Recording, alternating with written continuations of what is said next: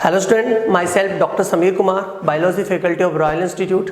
बेटा आज अपन एक अच्छे टॉपिक पे डिस्कशन करेंगे जिसका वेटेज भी है और इंटरेस्टिंग टॉपिक भी है, ब्लड क्लोटिंग।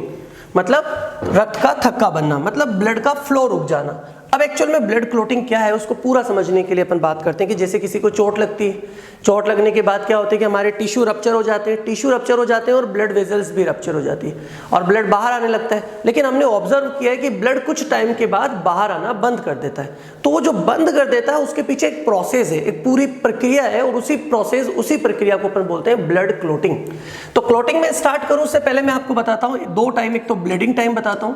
ब्लीडिंग टाइम का मतलब है कि फ्रीली ब्लड कितना फ्लो होता है, कितने टाइम तक फ्लो होता है। जब भी आपको कोई इंजरी हुई तो ध्यान रखना, फ्रीली ब्लड फ्लो का जो टाइम है वो 1 to 3 मिनट्स होता है। तो अपन ब्लीडिंग टाइम को कंसिडर करते हैं 1 to 3 मिनट, राइट।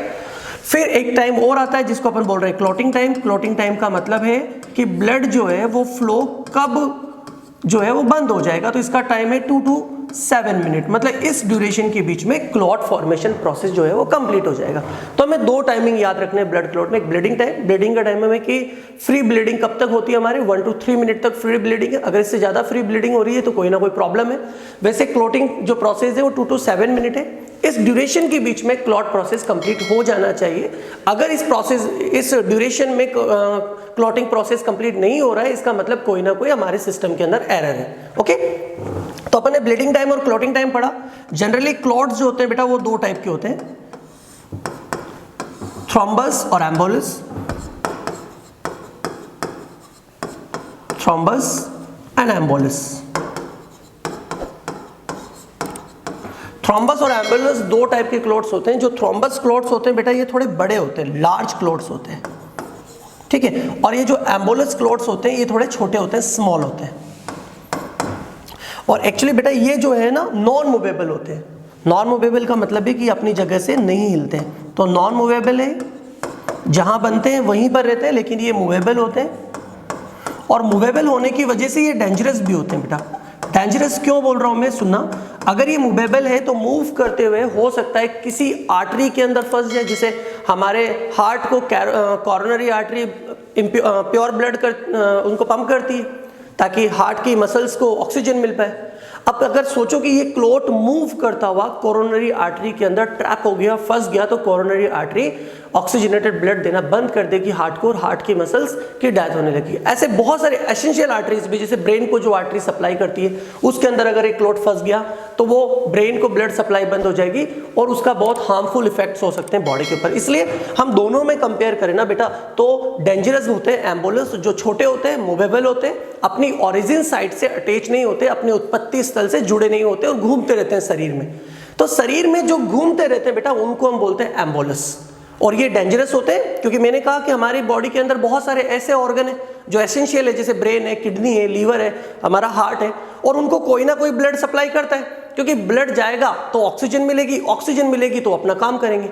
अब सोचो अगर उन वेजल्स में ये ट्रैप हो गए तो उन ऑर्गन्स को ब्लड सप्लाई हो जाएगी बंद और उनका फंक्शन पर इफेक्ट पड़ेगा, और उनके फंक्शन पे इफेक्ट पड़ेगा तो आपकी लाइफ पे इफेक्ट पड़ेगा बेटा। तो ये डेंजरस है हमारे लिए। और जो नॉर्मल क्लॉट्स होते हैं, जैसे हमें चोट लगी, क्लॉट बन गया, या ऐसा होता है कि कोरोनरी थ्रोम्बस, आप एक वर्ड सुनते हैं, कोरोनरी के अंदर एक क्लॉट बन जाता है। जब पेशेंट को हार्ट अटैक आता है ना उस समय कोरोनरी आर्टरीज के अंदर छोटे छोटे क्लॉट्स बन जाते हैं। वो सब नॉन मूवेबल होते हैं और आप उनको थ्रोम्बस बोलते हैं। कोरोनरी आर्टरी में हुआ तो कोरोनरी थ्रोम्बस बोल दिया, कैरोटिड में होगा तो कैरोटिड थ्रोम्बस बोल देंगे, राइट। तो आपको ये याद रखना है कि ब्लीडिंग टाइम 1 to 3 मिनट होता है, क्लॉटिंग टाइम 2 to 7 मिनट होता है। और क्लॉट्स दो टाइप के होते हैं, थ्रोम्बस एंड एम्बोलस। थ्रोम्बस का मतलब है कि जो बड़े क्लॉट्स होते हैं, जो गति नहीं करते, मूवेबल नहीं है, अपनी जगह पर रहते हैं। और एम्बुलेंस का मतलब है छोटे क्लॉट जो बॉडी के अंदर फ्लो करते रहते हैं, बॉडी के अंदर घूमते रहते हैं। तो आपको दो टाइप के क्लॉट्स पता चल गया, ठीक है बेटा। जो सबसे ज्यादा इंपॉर्टेंट हमारे लिए वो है क्लॉटिंग प्रोसेस, की क्लॉटिंग कैसे होता है बॉडी के अंदर, ये प्रोसेस किस तरह चलता है। तो चलो प्रोसेस पे चलते हैं अपन बेटा। क्लॉटिंग प्रोसेस ध्यान से समझना बेटा, इंपॉर्टेंट टॉपिक है। क्लॉटिंग प्रोसेस को सबसे पहले एक्सप्लेन करने वाले साइंटिस्ट थे मैकफॉर्लेन और उनके जो भी कोवर्कर्स थे, उन्होंने इस पूरे प्रोसेस को एक्सप्लेन किया था। तो clotting process explain by Macfarlane. Okay, अब उन्होंने क्या दिया आप ध्यान से समझना पूरा, कि कोई भी चोट आपको लगती है, तो कोई भी आपको चोट लगी तो इंजर्ड टिश्यू होंगे, चोट लगने से टिश्यू क्षतिग्रस्त हो जाते हैं। टिश्यू मतलब बेटा ऊतक, टिश्यू हमारे क्या हो गए बेटा, क्षतिग्रस्त हो गए। अगर हमारे टिश्यू क्षतिग्रस्त हो गए तो वहां से क्या होने लगता है, ब्लड बाहर आने लगता है। जैसे ब्लड बाहर आएगा तो ब्लड के साथ कौन बाहर आएंगे बेटा, प्लेटलेट्स बाहर आएंगे, प्लेटलेट्स। और प्लेटलेट्स मतलब स्पेशली जहां चोट लगी है वहां पर प्लेटलेट्स और क्षतिग्रस्त टिश्यू होते हैं, और ये दोनों रिलीज करते हैं एक कंपोनेंट, एक संगठक, एक घटक जिसका नाम है थ्रोम्बोप्लास्टिन। थ्रोम्बोप्लास्टिन। प्लेटलेट्स जब फ्री ऑक्सीजन के संपर्क में आती है ना बेटा तो कट फट जाती है, और कट फट के रिलीज क्या करती है, थ्रोम्बोप्लास्टिन। और जो इंजर्ड टिश्यू है वो भी क्या रिलीज करते हैं, थ्रोम्बोप्लास्टिन रिलीज करते हैं। तो थ्रोम्बोप्लास्टिन इंजर्ड टिश्यू और प्लेटलेट से सिक्रेट हुआ जहां की हमें चोट लगी थी, राइट। जैसे मैं आपको समझाता हूं कि आपने एक ब्लड वेसल्स बना ली और आपको यहां चोट लगी। जब आपको चोट लगी यहां पर, ये चोट लगी, राइट बेटा, यहाँ के टिश्यू जो है वो इंजर्ड हो गए। तो हमारी जो आरबीसी डब्ल्यूबीसी थी वो बाहर जाने लगी, तो प्लेटलेट्स भी बाहर जाएंगे, ये सब प्लेटलेट्स बाहर गई। प्लेटलेट्स जब ऑक्सीजन के संपर्क में आई तो ये इंजर्ड टिश्यू और प्लेटलेट्स दोनों के दोनों ने, क्योंकि प्लेटलेट्स इंजर्ड टिश्यू को भी इंड्यूस करता है, तो यहाँ से केमिकल रिलीज हो गया इस एरिया के अंदर। आपको उसके जो केमिकल है उसका नाम मैंने बता दिया आपको, थ्रोम्बोप्लास्टिन, राइट बेटा। अब ये थ्रोम्बोप्लास्टिन आगे क्या करता है वो हमारे लिए ज़्यादा इंपॉर्टेंट है। देखो थ्रोम्बोप्लास्टिन क्या करेगा बेटा, थ्रोम्बोप्लास्टिन इन इंजर्ड टिश्यू से ही एक और एंजाइम सिक्रेट कराएगा जिसको बोलेंगे हम थ्रोम्बोकाइनेज एंजाइम। थ्रोम्बोकाइनेज एंजाइम किसने सिक्रेट किया, इन इंजर्ड टिश्यू ने। अब आपके सामने क्वेश्चन है कि थ्रोम्बोप्लास्टिन रसायन का स्त्राव कौन करता है, थ्रोम्बोप्लास्टिन सिक्रेटेड बाय, और ऑप्शन में दोनों है कि इंजर्ड टिश्यू भी है और प्लेटलेट्स भी है। तो सर हम क्या आंसर लगाएंगे, तो बेटा आपको आंसर लगाना है प्लेटलेट्स। प्लेटलेट्स ऑक्सीजन के संपर्क में आके कट फट जाती है और सिक्रेट करती है थ्रोम्बोप्लास्टिन। थ्रोम्बोप्लास्टिन का कुछ अमाउंट इंजर्ड टिश्यू से भी सिक्रेट होता है, लेकिन मेन हमारे लिए है। फिर ये जो थ्रोम्बोप्लास्टिन है वो इंजर्ड टिश्यू को बोलेगा कि थ्रोम्बोकाइनेज सिक्रेट करो। थ्रोम्बोकाइनेज एक एंजाइम है, तो थ्रोम्बोकाइनेज एंजाइम सिक्रेट होगा, राइट बेटा। ये थ्रोम्बोकाइनेज एंजाइम क्या करता है उसको देखिएगा बेटा। थ्रोम्बोकाइनेज एंजाइम के दो इंपॉर्टेंट काम है। थ्रोम्बोकाइनेज एंजाइम के दो इंपॉर्टेंट काम होते हैं। ये प्रोसेस सब कैल्शियम की उपस्थिति में होता है, इसीलिए तो बोलते हैं कि ब्लड क्लोटिंग के लिए कैल्शियम की प्रेजेंस बहुत जरूरी बेटा।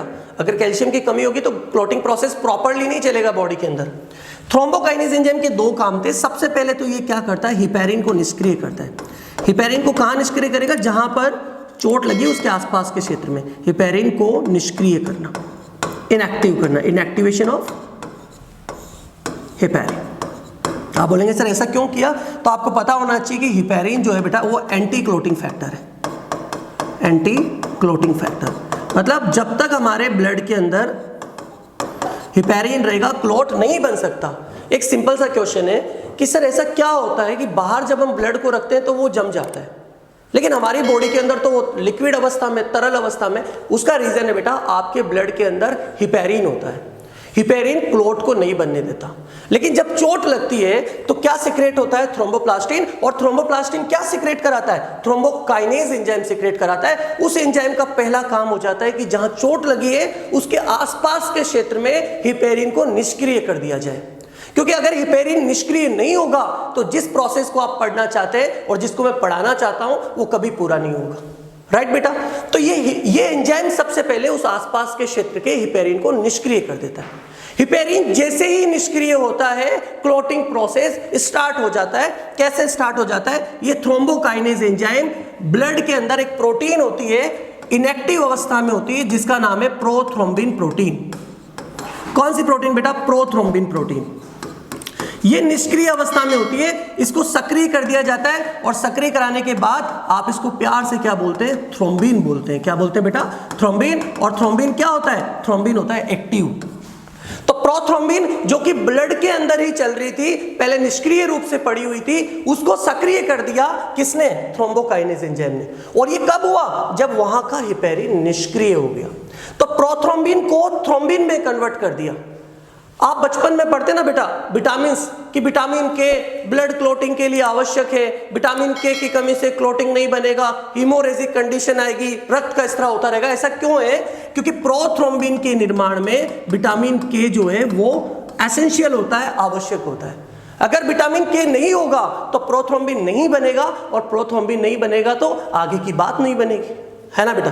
तो आपने क्या कहा कि चोट लगी, चोट किसी भी वजह से हो सकती है, और टिश्यू क्षतिग्रस्त हो गए, टिश्यू क्षतिग्रस्त हो गए तो प्लेटलेट्स बाहर आने लगे, और ब्लड के साथ जब प्लेटलेट्स बाहर आए तो ऑक्सीजन के संपर्क में आए, कट फट गए और सिक्रेट किया थ्रोम्बोप्लास्टिन। इस थ्रोम्बोप्लास्टिन ने इन क्षतिग्रस्त टिश्यू को बोला कि बेटा अब सिक्रेट करो आप थ्रोम्बोकाइनेज एंजाइम।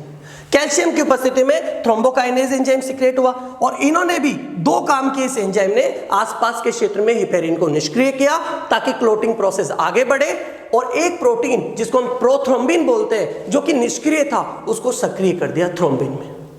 अब ये थ्रोम्बिन आगे क्या गुल खिलाता है, देखो बेटा। इस थ्रोम्बिन प्रोटीन में ये जो थ्रोम्बिन प्रोटीन अब बन चुका है, ये आगे पूरी प्रक्रिया को लेके जाएगा। कैसे लेके जाएगा मैं आप लोगों को बताता हूं। जैसे ही ब्लड में थ्रोम्बिन प्रोटीन फॉर्म होता है, ये प्रोटीन सबसे पहले एक दूसरे प्रोटीन को बोलता है, दूसरा प्रोटीन का नाम है फाइब्रिनोजन। फाइब्रिनोजन प्रोटीन, ये फाइब्रिनोजन प्रोटीन बेटा घुलनशील होती है, सॉल्युबल होती है, हमारे ब्लड के अंदर घुली हुई होती है। तो इस सॉल्युबल प्रोटीन को ये ये थ्रोम्बिन कन्वर्ट कर देता है फाइबर लाइक स्ट्रक्चर में, तंतु जैसी संरचना में, फाइबर संरचना में, और इस फाइबर संरचना को कहा जाता है फाइब्रिन। क्या कहा जाता है बेटा? फाइब्रिन। तो फाइब्रिन का मतलब है फाइबर बन गए, इस तरह के फाइबर ये बना देता है, जहां चोट लगती है उसके आसपास के क्षेत्र में ऐसे फाइबर आपस में उलझ जाते हैं और उलझ जाकर एक जाल बना लेते हैं। क्या बना लेते हैं बेटा? जाल।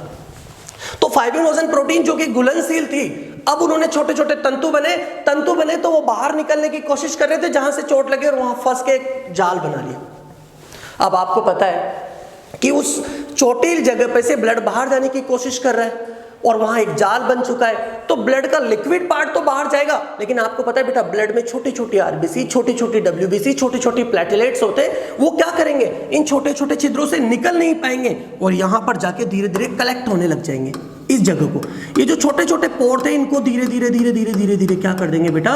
वो बंद कर देंगे, और आपको पता है अगर ये जाल बंद हो गया तो ब्लड का बाहर आना बंद हो जाएगा। ठीक वैसे तरह बेटा आपने देखा होगा मम्मा घर पे चाय जो है वो सीव मतलब छन्नी से चाय को छानती है, पर एक कंडीशन आती है ना कि चाय छानते हुए चाय छन्ना बंद हो जाती है, क्योंकि वो चाय के जो छोटे छोटे कण थे वो उस जाली को बंद कर देते हैं। ठीक वैसे ही बेटा कि वो जाल हमारे वहां चोट की जगह पर बन चुका है, ब्लड बाहर जा रहा है, लेकिन आरबीसी डब्ल्यूबीसी छोटे छोटे उन पोर को बंद कर देती है, जिससे ब्लड बाहर आना बंद हो जाता है, और इसी को आप बोलते हैं कि क्लोटिंग प्रोसेस कंप्लीट हो गया। तो ये छोटे छोटे पर बन गया। ये छोटे छोटे कौन है बेटा? ये तीनों चीजें, हमारी डब्ल्यूबीसी भी है, हमारी आरबीसी भी है, और हमारी प्लेटलेट्स भी है।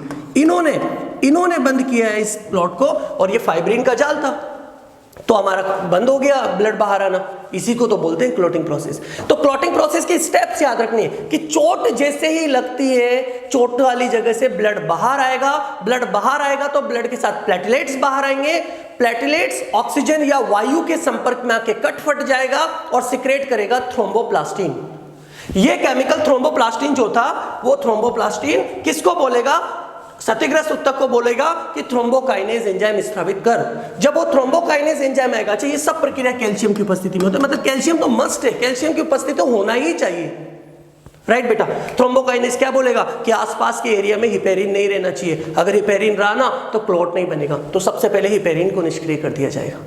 फिर उस वाले क्षेत्र में जो एक निष्क्रिय प्रोटीन थी प्रोथ्रोम्बिन, उसको थ्रोम्बिन में बदल दिया जाएगा, और ये थ्रोम्बिन आगे क्या गुल खिलाएगी कि ये थ्रोम्बिन एक घुलनशील प्रोटीन फाइब्रिनोजन को तंतु जैसी संरचना बना देगी, फाइब्रिन जिनको हम बोलते हैं, और जब तंतु आएंगे तो उलझेंगे, भाई धागे तो आपस में उलझते हैं, और उलझ के बना लेते हैं एक जाल, एक नेट, जिसके छोटे छोटे पॉइंट्स को, छोटे छोटे बिंदुओं को, छोटे छोटे रिक्त स्थानों को आरबीसी, डब्ल्यूबीसी और प्लेटलेट्स मिलकर बंद कर देती। इस प्रक्रिया की ड्यूरेशन है 2 से 7 मिनट के बीच में ये हो जाना चाहिए क्लोटिंग टाइम। तो यह आपका क्लोट था। मैं इसको आपको बेटा वीडियो के माध्यम से बताता हूँ, वीडियो के थ्रू बताता हूँ, ताकि ये चीजें हमारी और क्लियर हो जाए। चलो वीडियो देखते हैं अपन। तो बेटा जैसे देखो ये सबसे पहले कट लगा, ये इन्होंने बताया हुआ है कि हमारे ब्लड्स के अंदर क्या क्या होते हैं, रेड सेल्स होती है और डब्ल्यूबीसी होती है और प्लेटलेट्स होती है, ये सब ये रक्त वाहिनी के अंदर मूव कर रही है, ये सब रक्त के साथ आरबीसी, डब्ल्यूबीसी, प्लेटलेट्स, ये सब के हमारी वाहिनियों के अंदर दौड़ रहे हैं, चल रहे हैं ये सब। ये देखो ये रेड कलर में आरबीसी थी, वो हमारी क्या भक्षक कोशिकाएं होती है, इस तरह की जितनी भी प्रकार की कोशिकाएं होती है वो सब मूव कर रही होती है किसके अंदर बेटा, हमारी रक्तवाहिनी में। जब चोट लगती है तो क्या होता है एग्जैक्टली, वो ये डायग्राम, ये वीडियो आपको बताएगा। ये सिर्फ फ्लो बता रहा है कि हमारी वेजल्स में इस तरह से आरबीसी डब्ल्यूबीसी घूमती रहती है। ये देखो ये क्या है बेटा, ये चोट लगी थी, चोट लगी है तो वहां से वाहिनी में क्या हो गया, छिद्र हो गया और सब चीजें बाहर आती जा रही है। और बाकी देखो ये धीरे धीरे धीरे धीरे धीरे क्या होगी कि ये प्लेटलेट्स व्हाइट कलर में जो आपको दिख रही है, ये प्लेटलेट्स है, ये प्लेटलेट्स भी वहां पर बाहर आएगी। अब प्लेटलेट्स आगे क्या प्रोसेस करती है वो आपको भी पता चल जाएगा कि प्लेटलेट्स उस जगह पर आ चुकी है। देखो प्लेटलेट्स आ गई है। प्लेटलेट्स ने क्या सिक्रेट किया, थ्रोम्बोप्लास्टिन। थ्रोम्बोप्लास्टिन क्या सिक्रेट कराता है, थ्रोम्बोकाइनेज। फिर ये थ्रोम्बोकाइनेज क्या करता है, फाइब्रिनोजन को फाइब्रिन में कन्वर्ट कर देता है, राइट बेटा। अब ये फाइब्रिनोजन फाइबर में कन्वर्ट हो जाएंगे। ये देखो फाइबर है, ये उन्होंने फाइब्रिनोजन दिया हुआ लेकिन एक्चुअल में फाइब्रिनोजन फाइब्रिन में बदल जाता है। तो ये फाइब्रिन देखो जाल बना रहे हैं यहाँ पर, ठीक है। ये थ्रोम्बोकाइनेज एंजाइम भी सिक्रेट किया। थ्रोम्बोकाइनेज एंजाइम ने तो पूरी पिक्चर स्टार्ट की थी। ये देखो धीरे धीरे धीरे धीरे धीरे धीरे धीरे दूसरी चीजें भी वहां पर आके डिपॉजिट होने लगी, क्योंकि वो जालों के बीच में जो छिद्र थे उनको बंद कर दिया। देखो ये धीरे धीरे बंद हो गया। जैसे ये बंद हो गया इसका मतलब क्या हो गया बेटा कि क्लोट फॉर्मेशन कंप्लीट हो गया। ये पूरा प्रोसेस आपको बता रहा है कि कैसे क्लोट बनता है। ये देखो धीरे धीरे हर चीज वहां पर आके डिपॉजिट हो जाएगी, वो इतना मजबूत बन जाएगा कि ब्लड का बाहर आना लगभग क्या हो जाएगा बेटा, बंद हो जाएगा। ये आपका एक क्लोटिंग प्रोसेस था जो आपने डायग्रामेटिक समझा बेटा। ये था हमारा ब्लड क्लोटिंग प्रोसेस। और पता है ऐसे बहुत सारे टॉपिक है जो आपको बहुत ईजी और बहुत विजुअलाइजेशन से हम समझाएंगे। रॉयल इंस्टीट्यूट में एडमिशन स्टार्ट हो चुके हैं बेटा, तो अपना टाइम वेस्ट नहीं करना है। ऑफलाइन ऑनलाइन जैसे भी आपको एडमिशन लेना चाहते हो एडमिशन ले लीजिए। और इस तरह के बहुत सारे टॉपिक्स हैं जो हम आप लोगों को बहुत अच्छे से प्रिपेयर कराने वाले हैं। थैंक यू बेटा।